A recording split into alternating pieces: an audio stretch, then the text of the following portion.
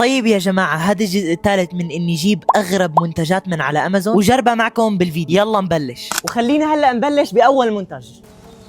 هذا المنتج هو عبارة عن نظارة تعكس الرؤية بطريقة ما. هذا كان شكلها الغريب، وهلا خلينا نجربها. هي النظارة يا جماعة فكرتها انه بتعكس الرؤية، يعني اذا حطيتها بصير فيني اشوف الشغلات اللي تحت. يعني انا هلا هيك عم بطلع شايف النظارة، والله شايفة عليكم.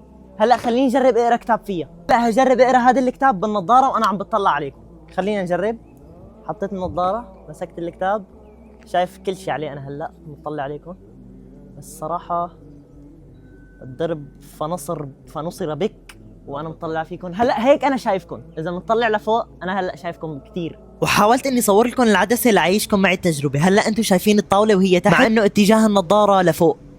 الصراحة نظارة فكرتها حلوة، فيك تقرا كتاب وانت متسطح. قيم هالمنتج 7/10.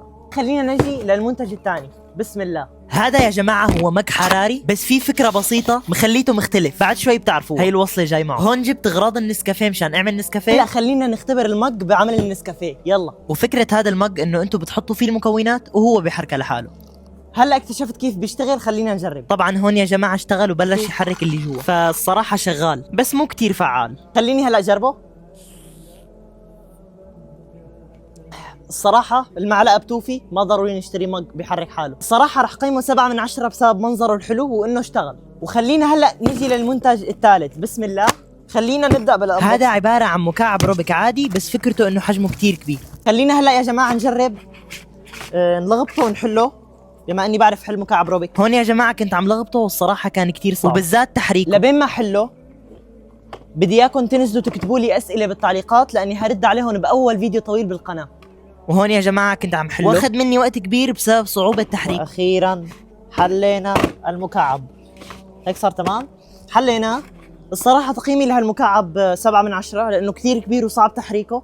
كثير تعذبت وانا عم حله، بس بينفع كديكور بالغرفة. قيمه 7/10. وهلا نجي يا جماعة لأهم منتج بهذا الفيديو واكثر واحد انا متحمس له. هذا عبارة عن روبوت صغير بيطفي وبيشغل الضوء من خلال الموبايل على البلوتوث. هي كل قطعه اللي اجت معه. هون فتت على الصالون مشان اعرف كيف بيشتغل، وللاسف ما كان بيشتغل على زر ضوء غرفتي، فاضطريت اني اروح واحطه على ضوء الصالون.